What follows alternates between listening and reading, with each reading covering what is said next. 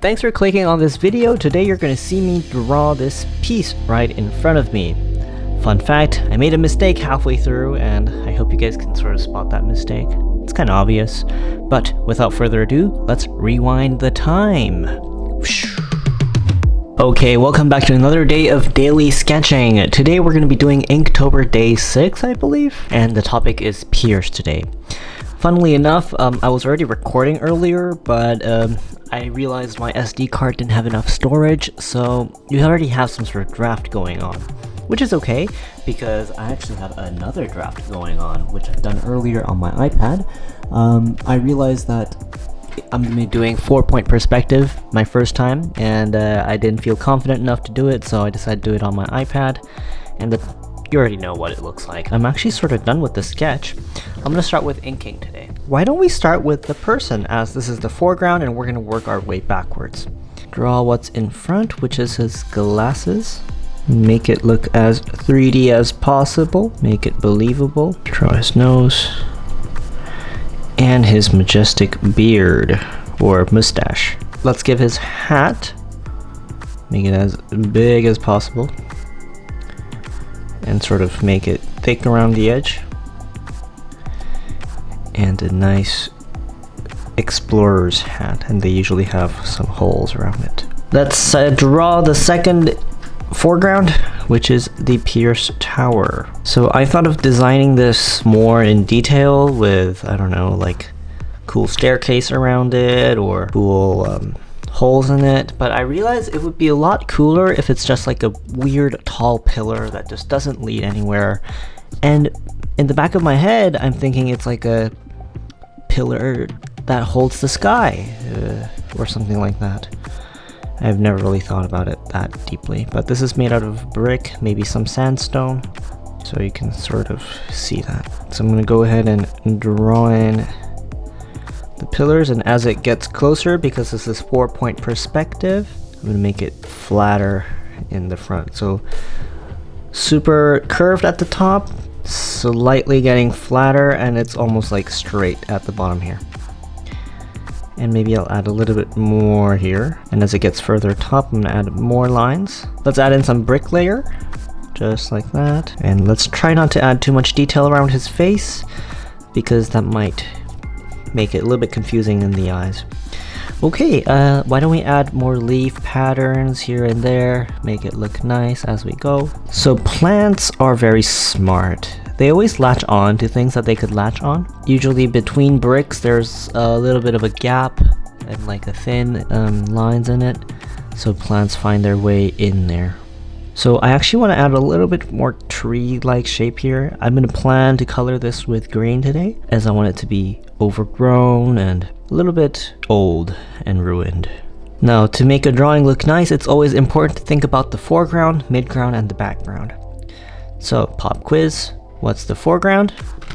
I think you guys can figure that out. It's the person. That's the foreground, right? And the midground? That's right, the pillar. And the background, which is the ancient atrium kind of place in here. So I'm just feeling it. I'm just adding places where I think detail should be added. As it gets closer to the camera, I think there should be more detail, and as it gets further, less detail. That's a good way to show depth in your drawing. You know, more detail in the foreground, less detail in the background. Why don't we go ahead and add some more overgrown trees here and there? I want this to be sort of like half underground maybe. So you can sort of see trees in the back. I'm going to go ahead and add some birds and maybe some plants that falls down. Follow the lines of the 4-point perspective. It looks weird right now, but I will hope that it will look good later on. So that's at the top. I believe it goes flat like this. I don't know if you've seen like a 360 camera before, but I'm sort of imagining something like that to make it look 4-point perspective-ish. I don't even know what point perspective this is. I'm sure it's 4-point. Let's add some depth here on the walls. So I'm gonna go ahead and do that and sort of accentuate the edge by going over it one more time. Maybe shade it in vertically, lines like that. The style in art could be from like small details like those. Like sometimes the way you hatch things is facing the focal point kind of idea. Just like that. So this one goes in the middle like that. Let's go ahead and accentuate some details that seems like it's not showing up and popping up. I will go over this guy and create a separation between the pillar and the person and the background. And since this is the outside, I want to add more details.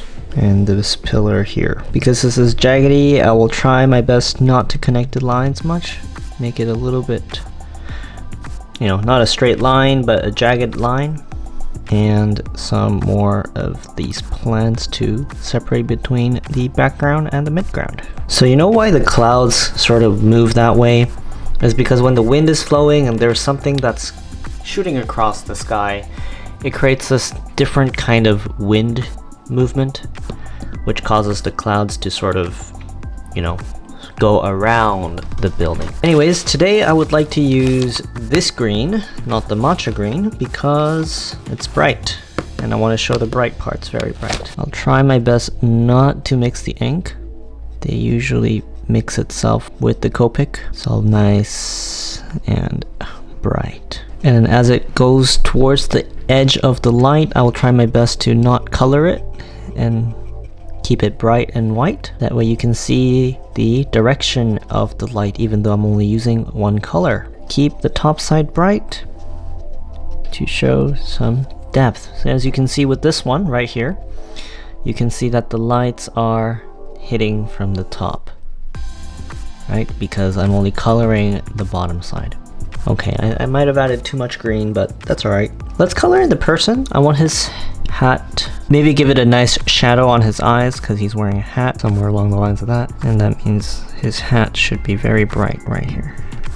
Color in the parts that you think is dark, which is like the underneath of your chin. And he's already looking pretty 3D, right? I hope so. Well, I think it does. Tell me if you think it doesn't. I'm happy to see your comments. Maybe I'll color in this part darker as well. Now, one thing I've realized that, yes, realistic lighting is important in art, but sometimes what's important is clarity. If you think that some lightings don't work well in a realistic lighting setting, you can always, you know, cheat a bit. Not everything should feel realistic, because in movies, people add additional lightings if you didn't know that. Not everything is based on reality. What you see on TV is always heavily edited, just remember that.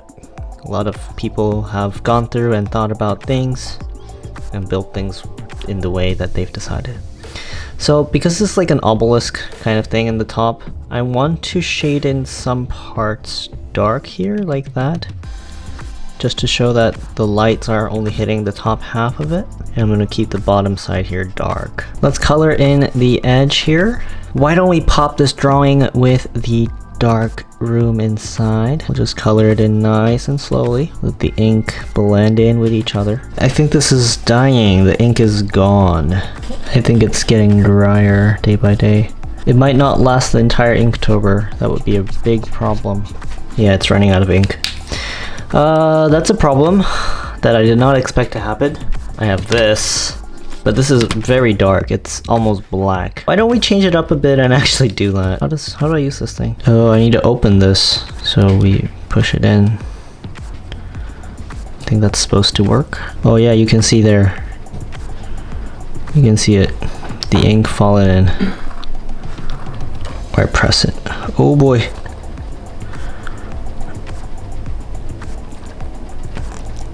Oh! I've ruined the drawing. Uh-oh. Yeah, that's not good. Okay, whatever. We'll use this. I can't close my book anymore. This is so wet, but it's clearly very dark, and I'm definitely not gonna run out of ink. No, I ruined my drawing. That's unfortunate. But this is clearly ink. What do I do about that? I don't know. But I'm gonna make it the same on this side as well.